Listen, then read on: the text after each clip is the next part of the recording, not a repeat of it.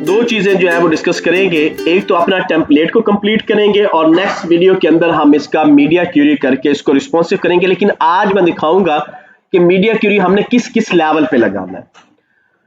दूसरी चीज, आज आप लोग को मैं कुछ टेम्पलेट दिखा रहा हूं। इन टेम्पलेट को या चैनल्स को आप लोग क्लिक कर लो, पिक्चर ले लो और ये इन वीडियोस को देख के एट इट इज टेम्पलेट आप लोगों ने बनाना है। अब आप इस काबिल हो कि किसी भी टेम्पलेट की वीडियो देख के आप उसको बना सकते हो। दूसरी चीज, और तीसरा हम लोगों ने जावास्क्रिप्ट के अंदर आज नेस्टेड लूप जो है वो कवर करने हैं। तो सबसे पहले मैंने उसी तरह से अपना टेम्पलेट जो है वो ओपन किया हुआ है। इसको ओपन करने से पहले मैं आपको वीडियो दिखा, लास्ट टाइम हम लोगों ने ये काम किया था। यहां तक हमारा टेम्पलेट जो है वो बन चुका हुआ है, कंप्लीट हो चुका हुआ है और इसके अंदर 2-3 मेथड जो है वो हम लोगों ने इस्तेमाल किए। एक हम लोगों ने यहाँ पे फ्लेक्स लगाई और नीचे हम लोगों ने ग्रिड का जो है वो काम किया। यानी जितनी CSS हम लोगों ने मैक्सिमम जो है वो इसको कवर करके इस टेम्पलेट को बनाया।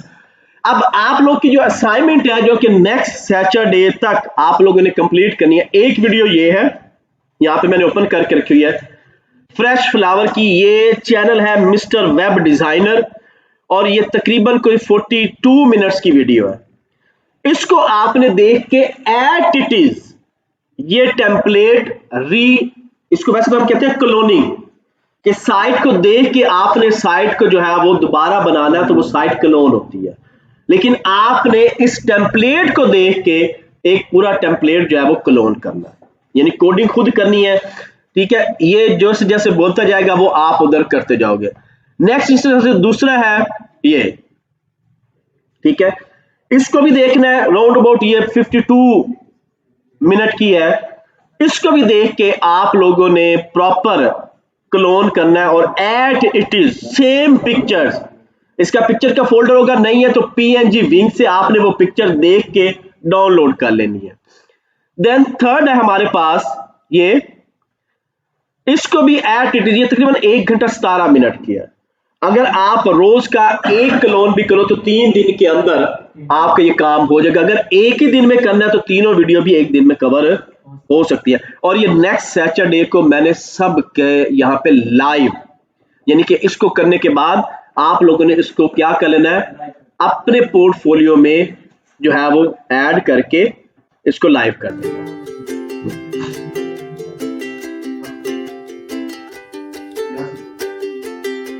चले वो मैं शेयर कर देता हूं व्हाट्सएप ग्रुप के अंदर। ओके जी, तो हम अपने टेम्पलेट पे पहले आते हैं। यहां तक हमारा टेम्पलेट बना था। अब हम लोग इसी में एक नई चीज जो है वो ऐड करते हैं कि न्यू कलेक्शन जो है वो ऐड कर लेते हैं। फिर उसके बाद फुटर के ऊपर चलते हैं। कोड को मैंने ओपन किया, ये मेरा कोड ऑलरेडी यहाँ पे ओपन है और अब मैं यहाँ पे कोड सेक्शन बनाने जा रहा हूं। सेक्शन है जी मेरा, इसको हम क्लास दे देते हैं, क्लास डबल कोट्स के अंदर न्यू कलेक्शन। ठीक हो गया। अब इस न्यू कलेक्शन के अंदर या तो मैं कार्ड बना लूं, ताकि कार्ड के अंदर ही हम इसको शो कर लेते हैं, तो बेहतर है कार्ड ही कर लेते हैं। मैं एक डिव बनाता हूं, डिव डॉट कार्ड कलेक्शन के नाम से, और इसके अंदर हम लोग अपने फोल्डर में जाते हैं और देखते हैं हमारे पास क्या क्या इमेजेस जो है वो न्यू कलेक्शन की पड़ी हुई हैं। प्रोडक्ट्स में आते हैं, प्रोडक्ट्स में मैंने कुछ एन के नाम से ये पड़ी हुई हैं। ठीक है, तो एक उसी तरह से मैंने क्या शो करना है कि एक तो इसका लिंक शो करना है कि न्यू कलेक्शन जो है वो यहाँ पे, जैसे ये H1 लगा हुआ है तो एट इट इज मैंने H1 यहाँ पे डिस्प्ले करना है। तो हम उसी तरह से H1 पे जाते हैं, कंट्रोल C, और इसको न्यू कलेक्शन के ऊपर हम पेस्ट कर देते हैं, कंट्रोल V, और यहां पे अब मैं कह देता हूं जी न्यू कलेक्शन, न्यू कलेक्शंस। ठीक हो गया, ये एट इट इज। इसको अगर मैं सेव करता हूं और गो लाइव, ऑलरेडी हम लोग हुए में है, तो ये देखो new collection at it is हमारे सामने जो है वो डिस्प्ले हो गया। अब हम क्या करते हैं, उसी तरह से अपना नेक्स्ट कोड जो है कार्ड का, इसके अंदर हम एक इमेज का टैग देते हैं, IMG, और इसके अंदर मैं अपनी उसी तरह से इमेजेस के अंदर प्रोडक्ट्स के अंदर N1, ठीक है। और साथ में ही हम इसका एक H3 लगा देते हैं और उसमें कहते हैं जी आल्सो अवेलेबल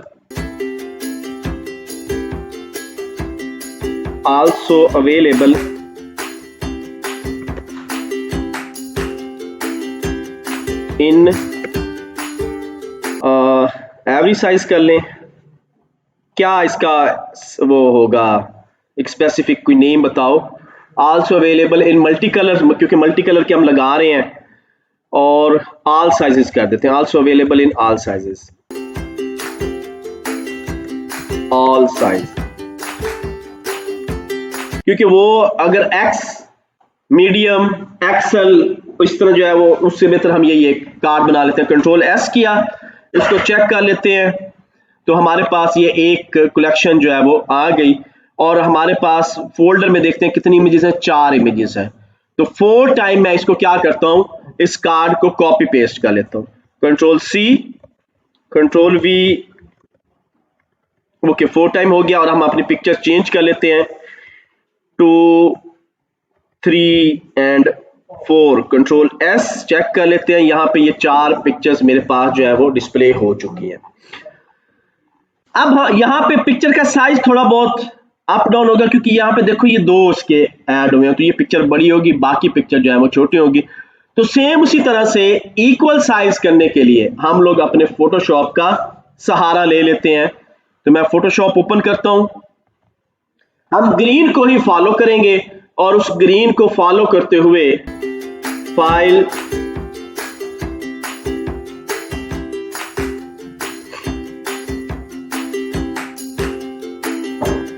ओके जी, यहां पे फाइल मैंने ओपन किया, अपने फोल्डर में गए, माय टेम्पलेट, इमेजेस, प्रोडक्ट्स, और इसमें ये चारों प्रोडक्ट जो है मैंने ओपन कर ली। ओपन, एक ऑप्शन तो ये है कि मैं ये एक डिलीट कर दूं। यहां पे जाता हूं ग्रीन के ऊपर, ठीक है, कंट्रोल H, कंट्रोल 0। एक ऑप्शन ये है कि मैं ये पार्ट डिलीट कर दूं और मैं इसको रख लेता हूं। तो मैं यही करता हूं, क्योंकि ये इस तरह मुझे बाकियों के साइज में वो फिर अजीब सी इमेज बन जाएगी, तो हम इसी को डिलीट करते हैं। तो मैं यहां पे एक टूल है मेरे पास, रेजर टूल, इसको मैंने लिया, या डायरेक्ट क्योंकि एक ही कलर है बेहतर है हम लोग ऐसे आ जाते हैं। इसको मैं डायरेक्ट सेलेक्ट कर लेता हूं मैग्नेट टूल से।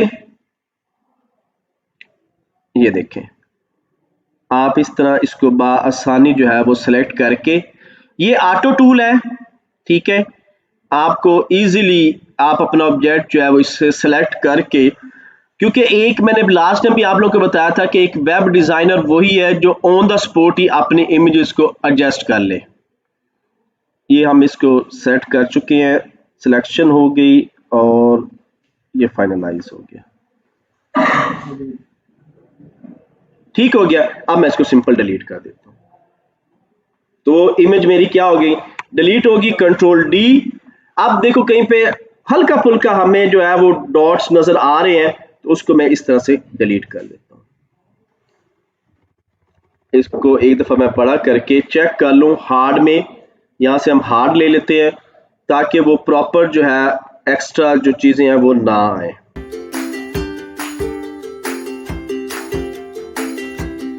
ठीक है, और तो कोई एक्स्ट्रा नजर नहीं आ रहा, ठीक हो गया। अब मैं इसका साइज जो है एट इट इज, हम इसका साइज वही देंगे जो बाकियों का। तो मैं इसको बेस बना लेता हूं कि ये ठीक है, मैं इसी का साइज इसको असाइन करता हूं। तो इसका देते हैं इमेज साइज। तो ये क्या आ रहा है हमारे पास 623 बाय 700। तो हम लोगों ने एक स्टैंडर्ड साइज शुरू से बनाते आ रहे हैं 1000 वाला, तो मैं वही 1000 बाय 1000, और बल्कि सबसे पहले 72 करना है आपने, और देन 1000 बाय 1000। ओके, ठीक हो गया। इसको हम कर लेते हैं यहीं पे सेव। ये मेरी फाइल सेव हो गई। नेक्स्ट पिक्चर पे चलते हैं। At it is image size, सबसे पहले 72, ओके 1000, और ये भी 1000। Okay, then file save, next पे आए। अब इसमें कैनवस जो है वो मेरा बड़ा है, सबसे पहले हम कैनवस को जो है वो छोटा करते हैं, और उसके छोटा करने के लिए हम क्रॉप टूल का जो है वो सहारा ले लेते हैं ताकि मेरी इमेज जो है वो सेट हो जाए, क्योंकि ये एक्स्ट्रा है इसलिए हम इसको ऐसे कर लेते हैं। अब हम इसका साइज जो है वो देंगे ताकि वो प्रॉपर तरीके से 72, 1000 और 1000। ओके, ठीक हो गया।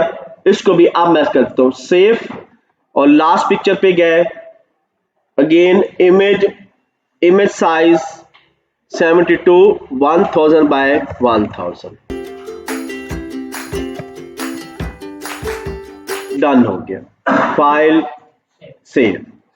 तो ये हमारी सारी इमेजेस जो है वो आप बराबर हो गई, तो हम इसको क्लोज कर देते हैं। अब हम यहाँ पे एक दफा चेक कर लें, अब देखो आपकी सारी इमेजेस, यहाँ पे एक प्रॉब्लम आ गया है इसके अंदर, तो इसको जाके दोबारा एडिट कर लेते हैं।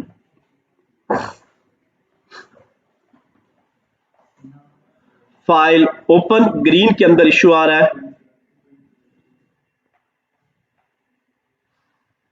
यहां पे कंट्रोल H कंट्रोल 0, और वो यहां पे दिखा रहा है जी Z, इसको और जरा हम करें ये, ठीक है। तो इसको अब हम, ये हो गया, इरेजर टूल से मैंने ये रिमूव किया, और भी क्योंकि अब ये जूम है तो अब हमें पता चल जाएगा, यहां पे भी देखो है प्रॉब्लम।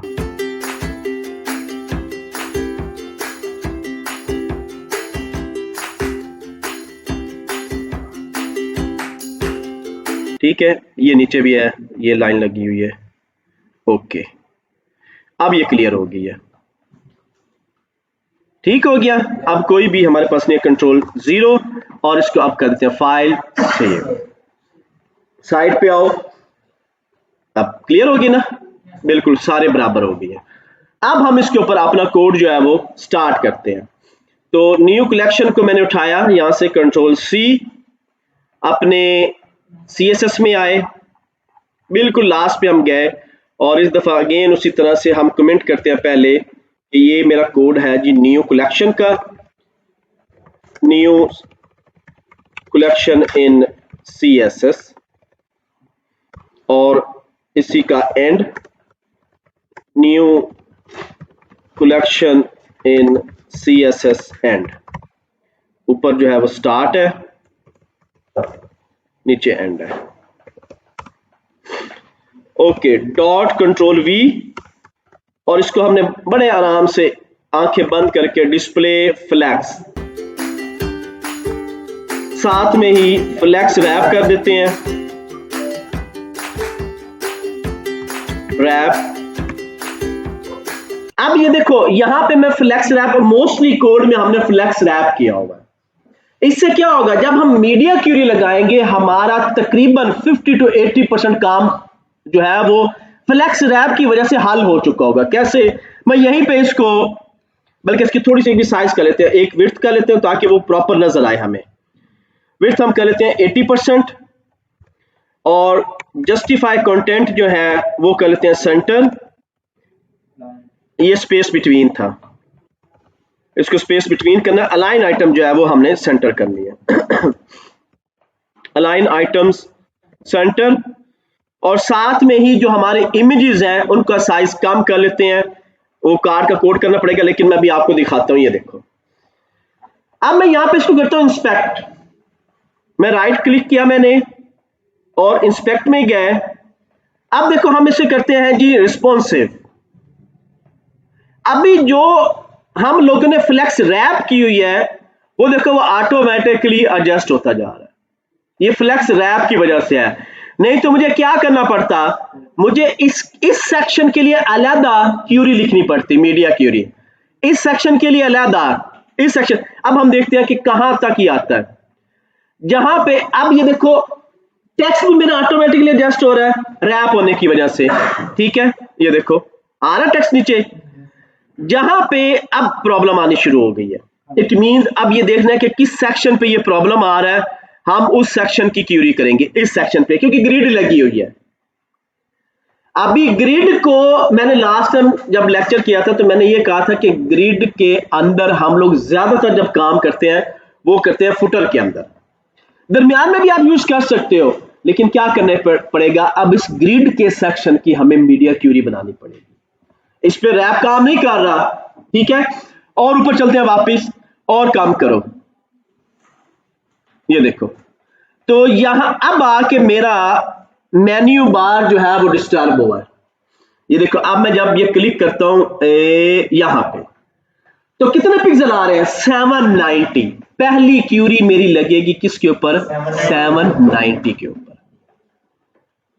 अब मैं मीडिया क्यूरी लगाऊंगा 790, क्या कि लोगो और वो जो मेरे मेन्यू है और ये सारे दरमियान में आ जाए। जब 790 हो तो ये सारे क्या हो, दरमियान में हो। टेक्स्ट ठीक चल रहा है, नीचे ये भी सही चल रहा है, अभी बिल्कुल सही है, सेट है। अगेन वही ग्रिड का इशू आ रहा है, तो ये भी ठीक है। अब हम ऐसे कहते हैं जी और वापस आओ, तो देखो रैप में वो ठीक है। अब मैं यहां से डायरेक्ट 14 प्रो सिलेक्ट कर लेता हूं, ये लो। अब यहां पे बिल्कुल ठीक है, लेकिन इशू कहां पे आ रहा है, वो ऊपर ग्रिड वाले पे। ग्रिड की हालत देख रहे हो क्या हो गई है, लेकिन अब ग्रिड की वजह से ये सारे प्रॉब्लम में आ गए। तो हमें मीडिया क्यूरी किस पे लगानी पड़ेगी, इस ग्रिड पे और साथ में इस बैनर के ऊपर। ऊपर वाले बैनर ठीक है, इसको लेफ्ट कर देंगे तो वो हल्की सी पिक्चर भी नजर आएगी, ना भी नजर आए तो टेंशन नहीं है। तो रिस्पॉन्सिव इसलिए इस्तेमाल होता है कि आप लेवल चेक करो कि आपका लेवल जो है इमेज का क्या चल रहा है। अब देखो इस वक्त ये कितना 4503, तो इतने तो नहीं होता ना रिस्पॉन्सिव, इतनी बड़ी स्क्रीन ही नहीं होती कोई।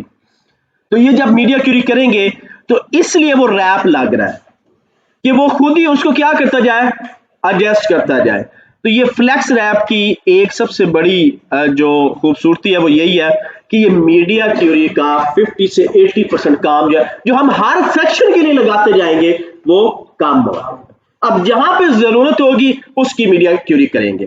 तो अब हम इसको सेट करते हैं, ओके इधर आए, तो ये क्लियर हो गया। अब हमारा नेक्स्ट सेक्शन है जी कार्ड, कंट्रोल सी, और यहां पे आके मैंने CSS में दिया जी control dot control V, okay. अब ऊपर कार्ड बना हुआ है, ऊपर मेरा कार्ड पहले ही बना हुआ है, तो मैं एट इट इज इसको उठा लेता हूं, कंट्रोल C, यहां पे आए कंट्रोल V।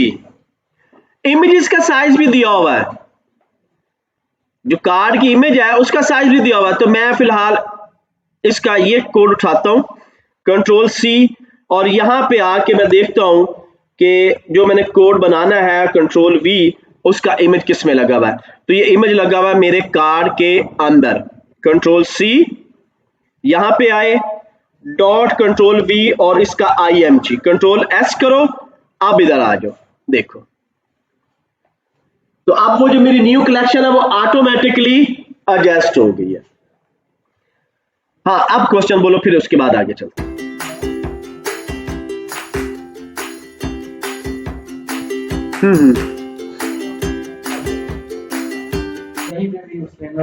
परसेंट का यूज नहीं किया, रिम यूज किया होगा, रिम पिक्सल भी यूज किया इसमें। पिक्सल भी होता है, आप बेशक ये ना करो। आप अब आपको कैसे पता होगा कि स्क्रीन की विड्थ कितनी है, उन लोगों जब आप लोग का एक्सपीरियंस हो जाएगा ना। होता यह है कि जो हम लोग स्टडी करते हैं प्रैक्टिकल वो कम होता है। क्यों? जब आप प्रैक्टिकली किसी कंपनी में जाओगे ना, वहां पे आपको क्या मिलेगा, बनी बनाई वेबसाइट, एक ऑप्शन ये हो सकती है। अब आपने बनी बनाई वेबसाइट के अंदर अपने इसी तरह फॉर एग्जांपल ये देखो न्यू प्रोडक्ट आई, उसने कहा सर ये मेरी नई प्रोडक्ट है, साइट पे चढ़ा दो। अभी ये मैंने कुछ चेंजेस किए, इसको बाद में डिस्कस करते। तो आप क्या करोगे, एक नई डिव बनाओगे, एट इट इज इसी तरह डिव बना के उसके अंदर उसकी पिक्चर लगा दोगे, जो उसकी डिस्क्रिप्शन वो बताएगा वो आप लिख दोगे, लिखने के बाद उसकी CSS कर दोगे और वो साइट पे अपलोड हो जाएगी। एक ऑप्शन ये है। अब आप चले गए सॉफ्टवेयर हाउस के अंदर। सॉफ्टवेयर हाउस में क्या है कि सॉफ्टवेयर हाउस के अंदर आपको हर दिन या हर वीक के अंदर एक नया प्रोजेक्ट मिल रहा है। हर वीक के अंदर एक नया प्रोजेक्ट मिल रहा है। अब एक प्रोजेक्ट पे आपको उसने लगा दिया कि यार इसकी CSS कर दो, एक प्रोजेक्ट पे लगा दिया यार इसका फ्रंट एंड जो है ना वो बूटस्ट्रैप में बना दो या टेलविंड इस्तेमाल कर लो। अब टेलविंड भी CSS है, आपको सिंपल CSS है तो इट मीन टेलविंड आप शिफ्ट हो जाओगे, या वो कहता है डेजी के साथ कर लो। तो वहां पे आपकी जॉब है प्रोजेक्ट बेस, लेकिन काम एक ही है कि आप फ्रंट एंड डिजाइनर हो, फ्रंट एंड डिजाइनर हो। मिसाल के तौर पे अब उन्होंने एक बंदा रखा हुआ है फिग्मा का, अब उसने फिग्मा पे साइट बना दी, अब वो तो टेम्पलेट बना हुआ है और उसने कहा कि यार इसका कोड कर दो, क्या करोगे? अब उससे पूछोगे कि तुमने कितनी साइज पे क्या रखा है? नहीं, हमारा उस वक्त एक्सपीरियंस इतना हो चुका होगा कि हमारी जो स्टैंडर्ड साइज होगा वो होगा 1024 बाय 768। ये मिनिमम साइज मेरे पास मेरे माइंड में फिक्स है। लेकिन अब एक बंदे ने इस पे एलईडी पे अब इस ये 1024 बाय 768 है इसके पिक्सल नहीं, वो जब इस एलईडी के ऊपर नेट कनेक्ट करके साइट खोलेगा वो तो इतनी सी उसको नजर आएगी, उसको तो छोटी सी नजर आएगी। लेकिन अब आपका यहां पे एक्सपीरियंस काउंट होगा कि यार मैक्सिमम विड्थ कितनी हो सकती है। छोटा प्रोजेक्ट हो ना, छोटा टेम्पलेट हो, आप पिक्सल में दे सकते हो। जब आपको पता है कि अब मुझे नहीं पता कि देखने वाला बंदा किस स्क्रीन पे बैठा है, क्योंकि इस स्क्रीन का और इस स्क्रीन का जमीन आसमान का फर्क है और सेल फोन का जमीन आसमान का फर्क है, तो फिर वहां पे पर्सन, अब देखो मैंने क्या कहा है, मुझे नहीं पता इसकी विड्थ जो है कितने पिक्सल है ब्राउजर की, मैंने कहा जो भी है उसके 80% कर दो। और क्या आप देखो 80% किया, मार्जिन ऑटो करते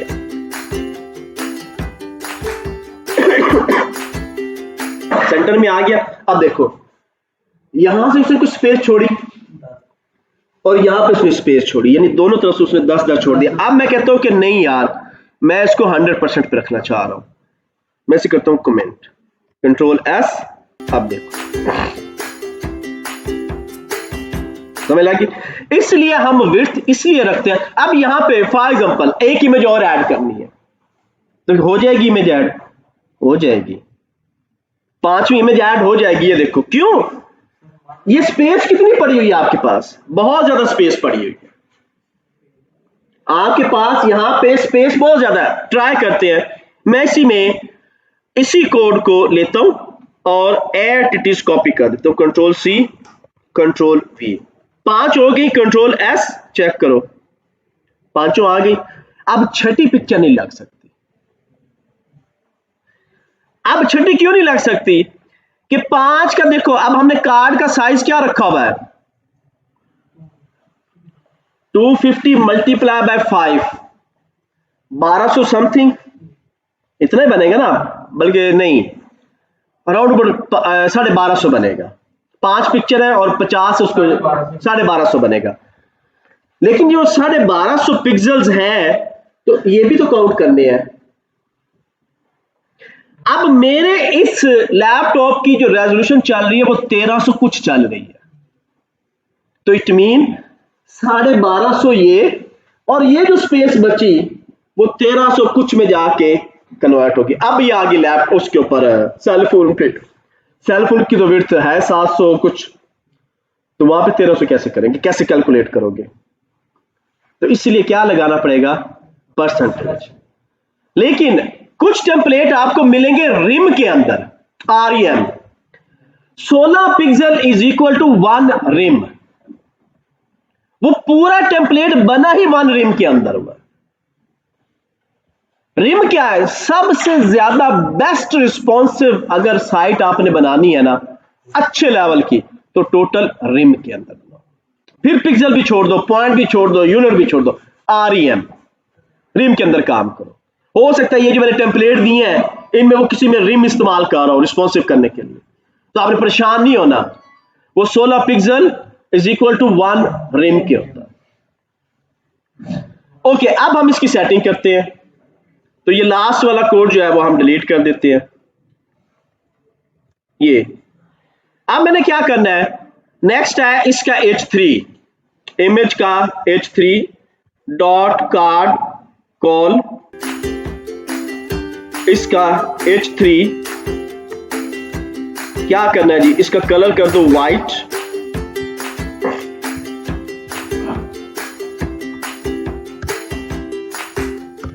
देन मार्जिन वो ऑटो हुआ है, ऑटोमेटिकली उसके अंदर जो है वो मौजूद है, ठीक है ओके। और इसको क्या करें, कंट्रोल S, यहां पे भी कंट्रोल S, ये कलर वाइट हो गया, और फिर थोड़ी सी उसको पैडिंग दे देते हैं इनसाइड से, पैडिंग इसको कर देते हैं जी top bottom 5 pixel, left right भी 5 पिक्सल, ओके बिल्कुल अब बराबर हो गया। अब मैं क्या करता हूं, अब स्पेस बहुत ज्यादा है तो मैं उसको जाके ओपन कर देता हूं ताकि 80% के अंदर ये प्रॉपर सही लगे, ठीक हो गया, न्यू कलेक्शन आ गई। अब इसके नीचे हम क्या करते हैं, एनिमेशन लगानी है, आप एच ओवर लगा सकते हो, वो आप पे डिपेंड है, मैं फिलहाल नहीं। अब हम इसका बनाते हैं फुटर। अब मैं क्या बनाता हूं, फुटर में देखता हूं कि कोई बैनर अगर और पड़ा है मेरे पास तो बैनर लगा के उसके बाद हम फुटर बना लेते हैं। तो ये बैनर भी लग गया, ये भी लग गया, ये एक रह गया, तो इस बैनर को मैं एंड पे लगा के इसके बाद क्या करता हूं, फुटर कर देता हूं। तो हम आए इधर, ये सेक्शन मेरा क्लोज हो गया, यहां पे आए, एट इट इज ये सेक्शन उठा लो, कंट्रोल C, कंट्रोल V, और इसका नाम बैनर 3,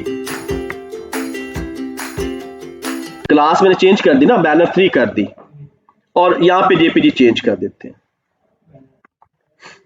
इमेजेस बैनर, और कौन सा था 2, कंट्रोल S, चेक कर लो, ठीक है। और मार्जिन क्या कर दो, अब इसी को उठाओ, येलो 2 रख लेते हैं, ठीक हो गया। ये पिक्चर बड़ी है ना उससे, इसलिए मैं कह रहा हूं कि इसको हम सेपरेट करते हैं, ये इसका साइज बड़ा है बानिस्बत उससे।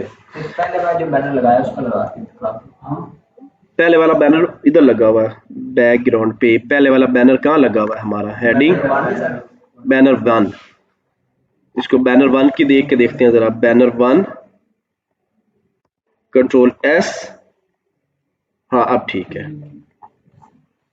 ठीक है। और अब हम क्या करते हैं, इसके नीचे अपना फुटर सेक्शन जो है वो क्रिएट कर लेते हैं। तो फुटर, अब फुटर के अंदर एक ऑप्शन तो यह है कि मैं एट इट इज मेन्यू लेके आ जाऊं, फुटर में क्या करूं, एक एट इट इज जो मेरे मेन्यूज है मैं उन्हीं को लेके आ जाऊं, ये वाले। मैं नीचे आता हूं फुटर में, एक मैं बनाता हूं जी div डॉट सोशल आइकन, ठीक है, और एक मैं बना लेता हूं div डॉट मेन्यू, ठीक हो गया। और एट इट इज मैं इनको कॉपी करता हूं यहां से, कंट्रोल C और कंट्रोल V, तो मेरे फुटर के 2 सेक्शन हो गए, एक तरफ सोशल आइकन आ जाएंगे और एक तरफ मेन्यू। और तीसरा जो है वो मैंने देना है अपना पैरा P का टैग, इसको मैं दे देता हूं जी के ऑल राइट्स रिजर्व्ड बाय मेरा मुस्तकबिल,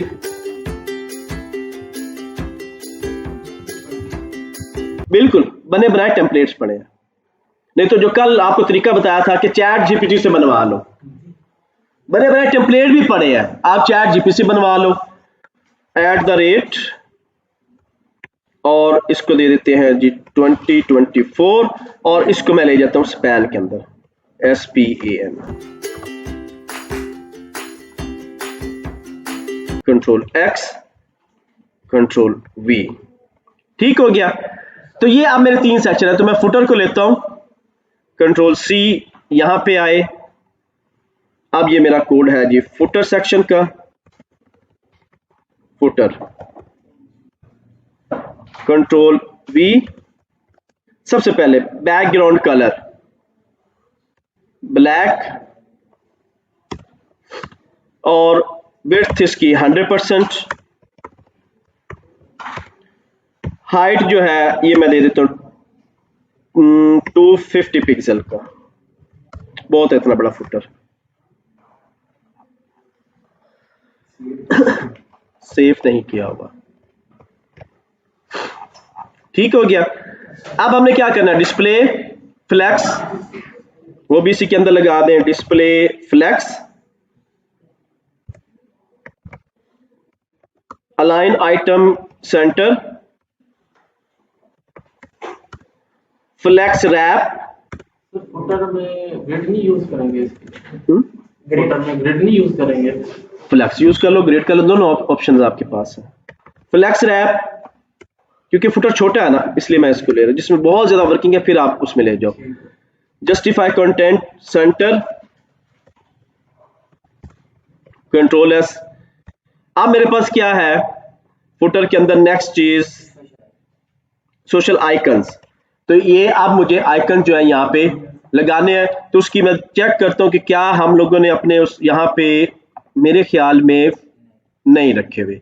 तो अब हम जल्दी जल्दी एक फोल्डर बनाते हैं और इसके अंदर अपनी जेपीजी फाइल जो है सोशल आइकन्स डाउनलोड किए हुए थे, मुझे याद नहीं पड़ रहा कि हमने कहाँ रखे हुए हैं।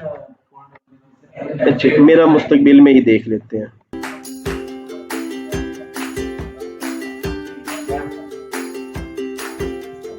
इसके अंदर क्या नाम है, कोई याद है कि किस में? माई टेम्पलेट तो भी चल रही है ना, एक मिनट, साइट एग्जांपल, इसमें ये हो गए और ये हो गए, कंट्रोल सी और एट इट इज, हमने इनको लेके जाना है माई टेम्पलेट में, images, social icon, control B. ठीक हो गया। अब वन बाय वन हम जो है इनको यहाँ पे ऐड करते हैं। Images, image, social icon, Facebook, और साथ में इसी की हम कर लेते हैं, क्या आर्ट वो करें, वन बाय वन निकालें, नहीं 1 सेकंड में खुद ही हो जाएगा। Images, social icon, Instagram, okay, images,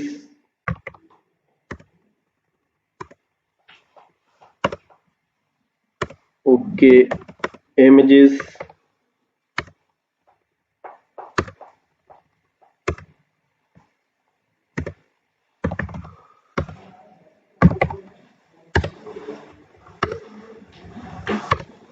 ठीक हो गया,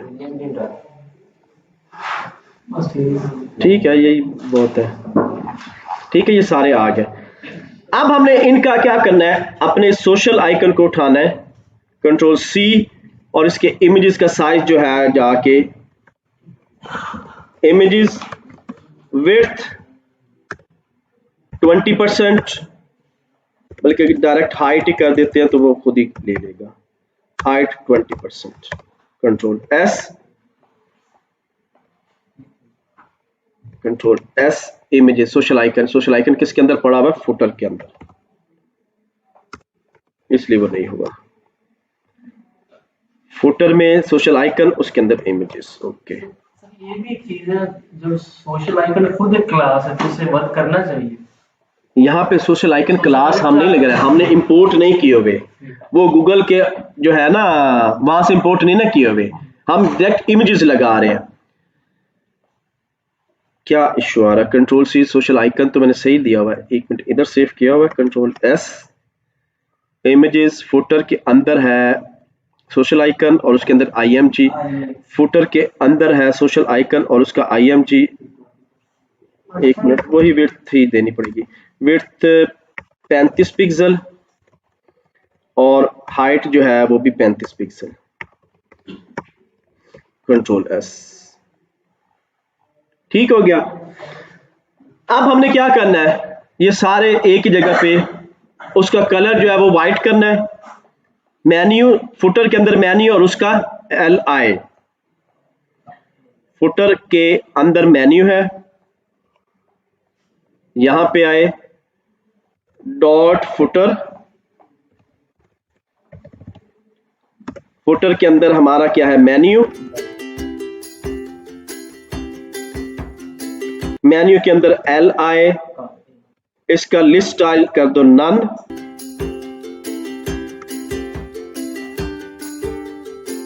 और इसी तरह से फुटर के अंदर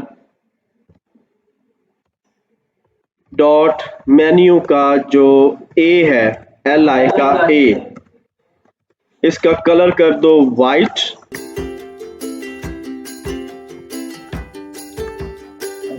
और एक प्रॉपर्टीज की और थी L I, decoration, text decoration none, और इसका साइज जो है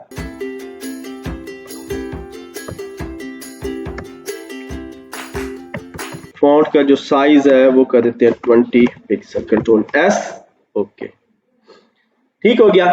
अब हमारे पास एक चीज और बची, पी का टैग, फुटर के अंदर डायरेक्ट पी, फुटर के अंदर जो डायरेक्ट पी है, इसका जो कलर है वो कर दो वाइट, इसको चेक कर लें कि कहां पहले पड़ा हुआ है, फिर इसके ऊपर वर्किंग, ये आ गया, ठीक है। और साथ में इसको हम कर रहे हैं, इसका स्पैन, फुटर का जो स्पैन है, पी का SPAN, स्पैन, इसका जो कलर है वो कर दो आप ब्लू, ब्लू भी सही नजर आ जाएगा, ठीक हो गया। फुटर हमने कुछ इस तरह बना लिया। अब इसको भी आप डिस्प्ले फ्लेक्स कर सकते हो अलग से, ताकि ये इस तरह नजर आए। फिलहाल मैं क्या करता हूं, इनमें स्पेस बिटवीन हम लोगों ने मेरे ख्याल में इस्तेमाल नहीं किया फुटर के अंदर। अब फुटर में हम लोगों ने सेंटर कर दिया था, इसलिए वो ऐसे आया, हम कहते हैं स्पेस बिटवीन, ओके, और इसको पैडिंग दे देते हैं इनसाइड चारों तरफ से, टॉप बॉटम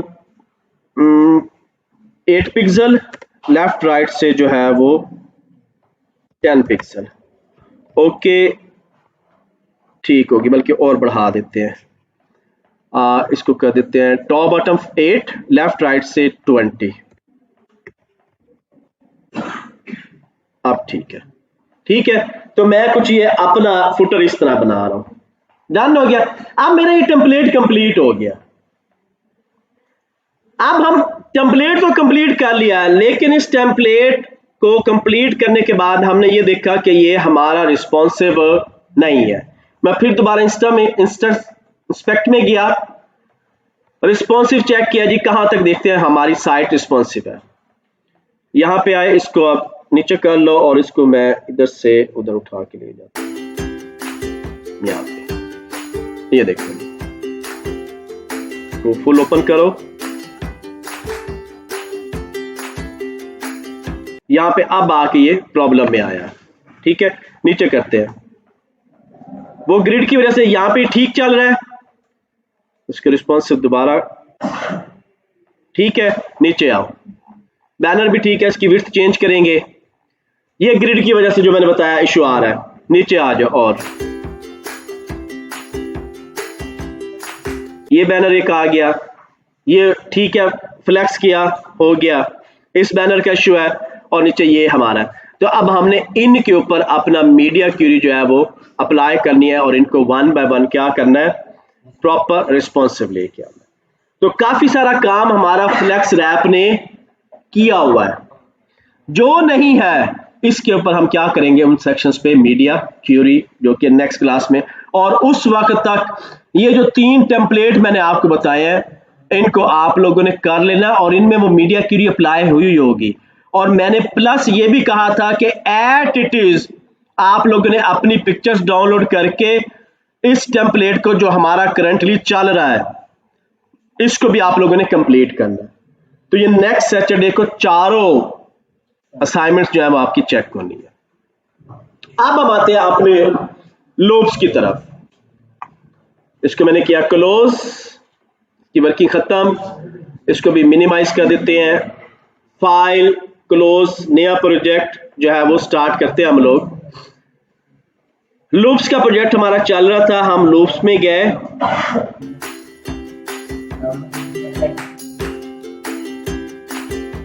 नया बना लेते हैं, new folder loops. Okay, loops में गए, इसको ओपन विद कोड किया और इसके अंदर मैं एक फाइल बना लेता हूं index.html और दूसरी फाइल जो है वो हम बना लेते हैं JS की, loops.js। ठीक है, इनिशियल कोड हम लोगों ने लिया, यहां पे अब मैं दे रहा हूं जी नेस्टेड लूप्स और लास्ट पे हम क्या करते हैं इसके स्क्रिप्ट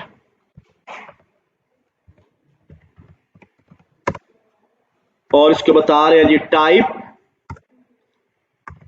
text/javascript और साथ में ही हमारा जो है वो सोर्स लूप्स, कंट्रोल S। यहां पे मैं एक H1 दे देता हूं, H1 nested loop example, control S और इसको हम गो लाइव कर देते हैं। ठीक हो गया। CSS बनानी आप बना लो, जरूरत वैसे नहीं है। तो अब मैं क्या करता हूं, अपने JS में जाता हूं। कल तक जो हम लोगों ने काम किया था वो ये किया था कि हमने एक ही loop for let I is equal to 1, I less than equal to 30, I plus plus और इसको डॉक्यूमेंट के ऊपर ही हम लोगों ने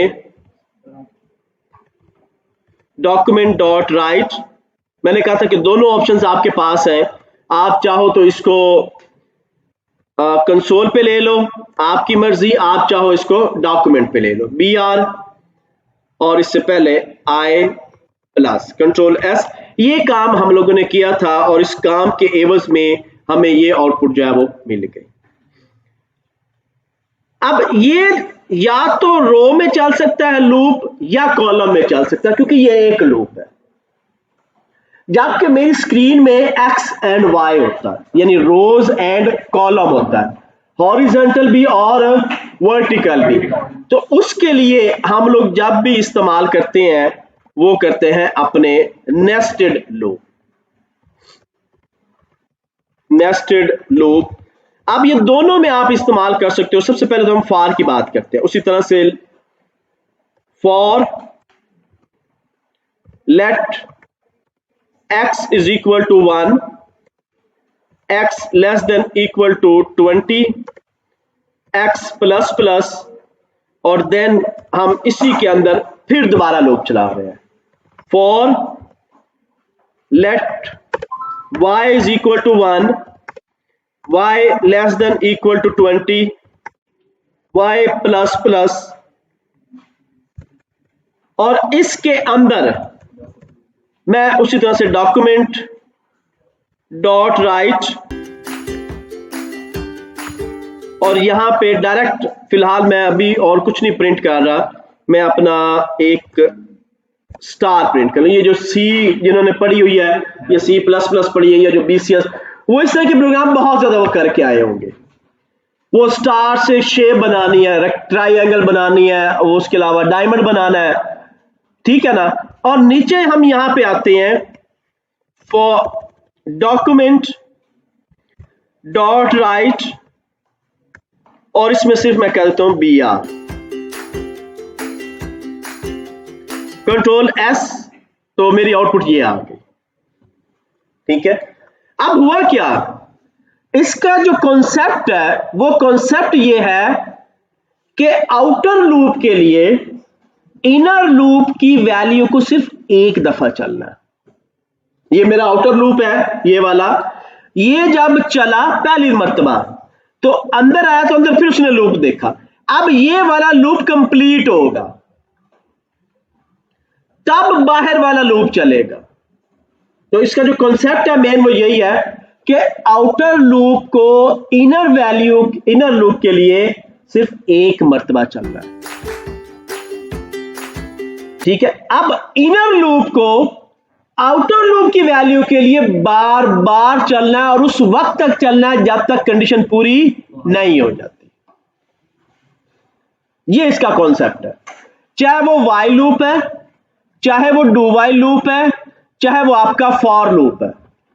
तीनों लूप्स के अंदर आउटर लूप और इनर लूप, आउटर लूप एक दफा चलेगा इनर लूप को चलाने के लिए। अब इनर लूप उस वक्त तक चलता रहेगा जब तक आउटर लूप की वैल्यू कंप्लीट नहीं हो जाती। अब यहां पे कुछ चेंजेस करते हैं। क्या चेंजेस करते हैं जी? मैं कहता हूं जी इसको लेस देन x, ठीक है, और यहां पे इसकी वैल्यू हम कह देते हैं 20। कंट्रोल S चेक करते हैं इसको, अभी कुछ नहीं आया। अब मैं फिर दोबारा जाता हूं, यहां पे मैं कह देता हूं minus minus, control S, okay. अब ये इन्फिनाइट हो गया है लेकिन चल रहा है। मैं इसे करता हूं प्लस प्लस और इसको करता हूं 1 वापस। तो जो भी चेंजेस होंगी वो हमेशा किस में होंगी?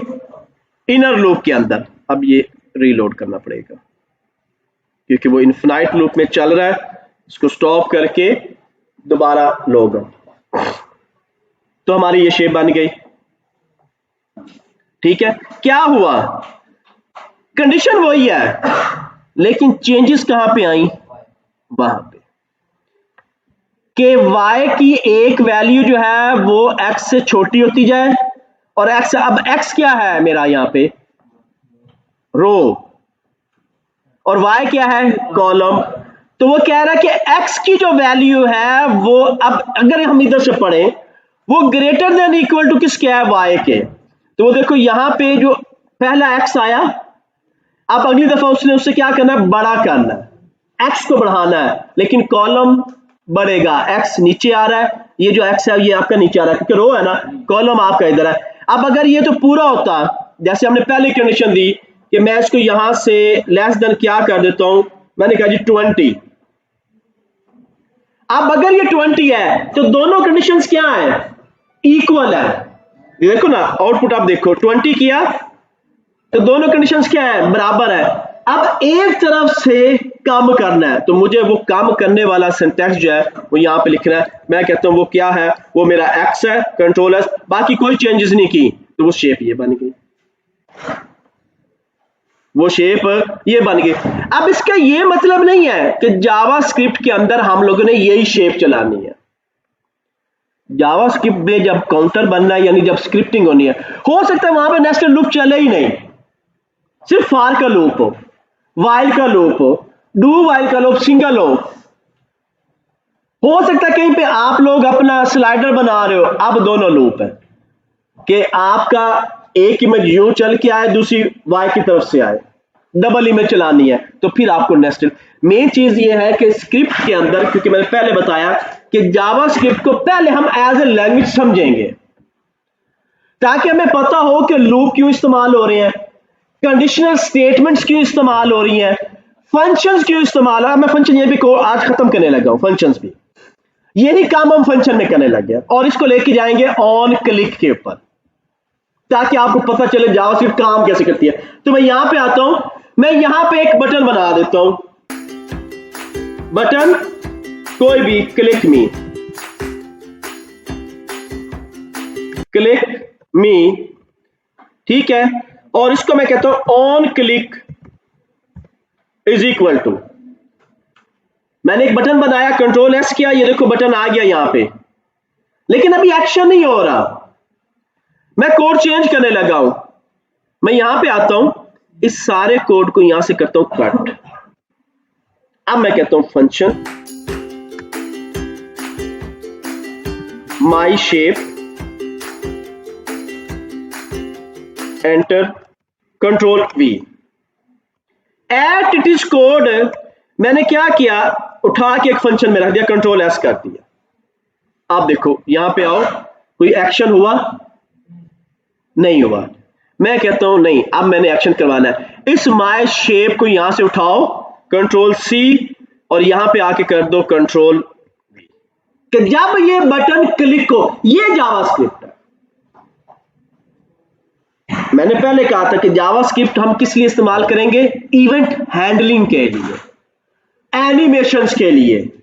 अब देखो मैंने क्या कहा कि बटन पे जब क्लिक हो तो क्या करो, जो मेरी शेप है वो चलाओ।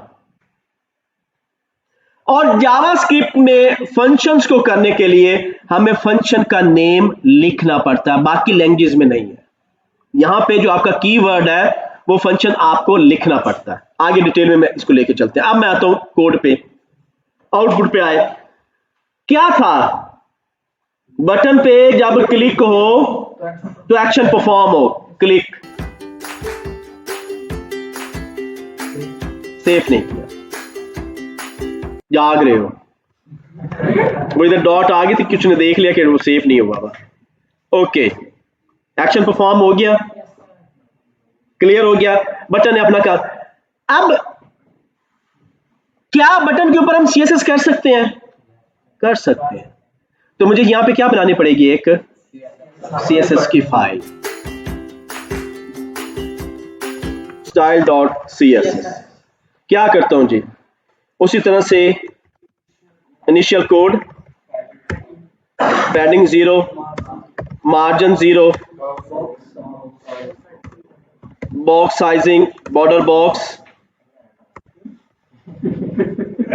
रट्टा ऐसे लगता है। बटन क्या हो जी, पैडिंग टॉप बॉटम से 8 पिक्सल, लेफ्ट राइट से 25 पिक्सल, थोड़ा सा बटन बड़ा हो। और फॉन्ट का कलर जो है, बैकग्राउंड कलर भी चेंज कर देते हैं। बैकग्राउंड कलर इसका करते हैं जी रेड, और कलर जो है वो येलो। कंट्रोल एस, चेक कर लो।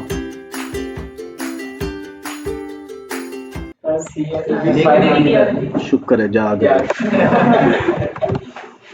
ये असल में क्लास का ना मजा उस वक्त आता है जब स्टूडेंट साथ के साथ एक्टिव हो, जाग रहे हो।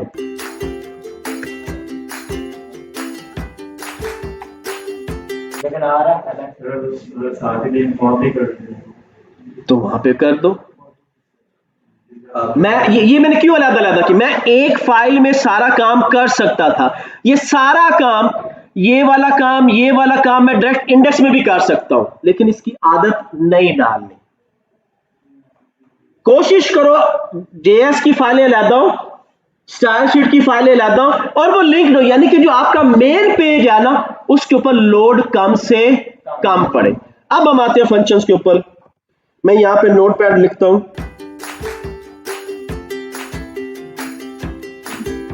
नोटपैड पे आए फंक्शंस। फंक्शंस मुख्तलिफ लैंग्वेज में मुख्तलिफ नेम से जाने जाते हैं, जैसे इट इज फंक्शंस। कुछ लैंग्वेज हैं जिसमें डायरेक्ट इनको हम फंक्शंस ही बोलते हैं, जैसे आगे जावा, पाइथन, वहां पे इसको कहा जाता है मेथड। अब विजुअल प्रोग्रामिंग आ गई, जैसे visual C++, .NET visual basic, visual C#, visual Java, वहां पे कहा जाता है मॉड्यूल। लेकिन असल इनको क्या कहते हैं? फंक्शन। अगर मैं इसी कोड में आऊं तो यहां पे देखो मैंने एक मॉड्यूल बनाया है। अब मैं इसकी टर्म जावास्क्रिप्ट वाली टर्म बोल रहा हूं कि मैंने क्या बनाया, एक मॉड्यूल बनाया इवेंट हैंडलर का। यहां पे कोई कोड है नहीं है, कोड तो अलग जीएस में पड़ा हुआ है। लेकिन अभी आप लोगों को अंडरस्टैंड करवाने के लिए मैंने क्या बोला कि फंक्शन हम पढ़ रहे हैं, और इसी का कीवर्ड जावास्क्रिप्ट में फंक्शन के नाम से लिखोगे। अब फंक्शंस दो तरह के हैं।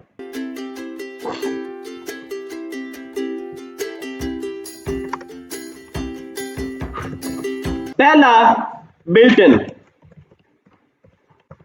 फंक्शंस। ये कौन से हैं? जैसे यहां पे देखो, आपने अभी कॉल किया ऑन क्लिक, ऑन क्लिक के ऊपर ये आ गया। मैं यहां पे करता हूं क्या, ऑन लोड, ऑन लोड करो किस चीज को, मैं कहता हूं जी यहां पे मैं दे रहा हूं मैसेज अपने जेएस के अंदर अलर्ट, इसका भी फंक्शन बना देता हूं, फंक्शन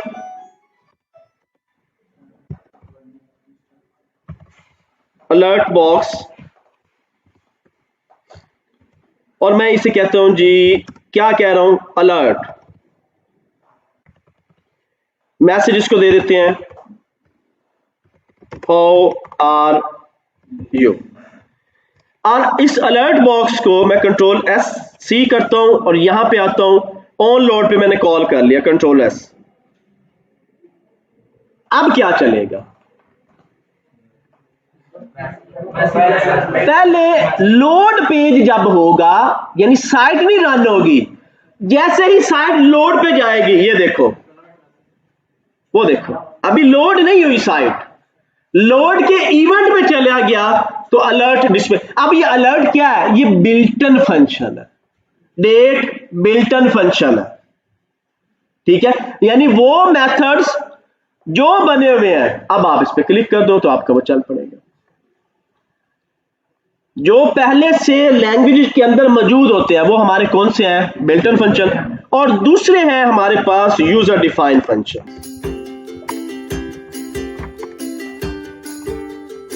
अब ये फंक्शन कौन से हैं, जो यूजर अपनी रिक्वायरमेंट के मुताबिक बनाता है, जैसे हमने अभी फॉर लूप का बनाया। इसकी 4 टाइप्स हैं यूजर डिफाइंड फंक्शंस की। एक मैं लिख देता हूं इस तरफ पास और एक तरफ मैं लिख देता हूं रिटर्न, रिटर्न एक ये टाइप है। दूसरी टाइप नो पास और नो रिटर्न। तीसरी type pass but no return, और चौथी टाइप नो पास नहीं, नो पास हो गया, पास नो रिटर्न, नो पास रिटर्न, नो पास और रिटर्न। तो ये 4 टाइप्स हैं, लेकिन इन चारों टाइप्स को कवर करने के लिए जावास्क्रिप्ट में आप फंक्शन का कीवर्ड लाजमी अप्लाई करोगे। फंक्शन फॉर एग्जांपल सम, अब यहां पे मैं अपना फंक्शन जो है वो बना रहा हूं, तो ये फंक्शन का कीवर्ड जावास्क्रिप्ट के अंदर, बाकी लैंग्वेज का नहीं है, लेकिन जावास्क्रिप्ट में जब भी आप फंक्शन बनाओगे कोई भी टाइप हो सकती है, तो आप क्या करोगे, फंक्शन का कीवर्ड उसके अंदर इस्तेमाल करोगे, जैसे कि हमने यहां पे इस कोड के अंदर इस्तेमाल किया। तो आप लोगों को अंडरस्टैंड करने के लिए आप लोगों ने क्या करना है, उसी तरह से नहीं, असाइनमेंट्स बहुत ज्यादा हो गई इसको नहीं, ये बस आपको इसका सिंटैक्स पता हो कि जो आपका नेस्टेड फॉर है वो किस तरह से एग्जीक्यूट होता है, या नेस्टेड लूप चलते कैसे हैं, बस ये पता हो। फंक्शंस भी आप आज हमारे कवर हो गए, क्योंकि अब आगे जो जितनी भी वर्किंग करनी है वो हमने करनी है फंक्शंस के अंदर। एक टॉपिक रह गया जो नेक्स्ट क्लास में हम लोग कवर करेंगे।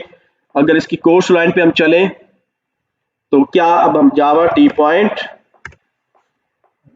जावास्क्रिप्ट, और यहां पे अभी हम लोगों ने स्विच केस, लूप और फंक्शन, ये यहां तक हम लोगों ने कवर कर लिया। अब हम यहां पे असल हमारी वर्किंग शुरू होगी, जिसमें आप प्रॉपर स्क्रिप्ट जो है वो लिखोगे। अभी जस्ट आज एग्जांपल दिया कि हम ऑन क्लिक के ऊपर जेएस में अपना कोड लिखेंगे, वो किसी ना किसी मेथड, मॉड्यूल या फंक्शन में होगा, और वो फंक्शन ऑन क्लिक के ऊपर कॉल होगा। अब वो जो आईडी हम यहां पे यूज कर रहे थे कोड के अंदर, गेट एलिमेंट बाय आईडी, यहां पे फॉर एग्जांपल मैं इसको दे देता हूं जी, ID is equal to heading, और क्लास में दे देता हूं इज इक्वल टू हेडिंग। तो ये जो अब आईडी है ये अब हमारा इस्तेमाल होगा जेएस के कोड के अंदर, और होप टू से कि नेक्स्ट क्लास में मैं डार्क मोड और लाइट मोड जो है वो JS में करवा दूं। क्लियर हो गया? यहां तक किसी का कोई क्वेश्चन? ओके।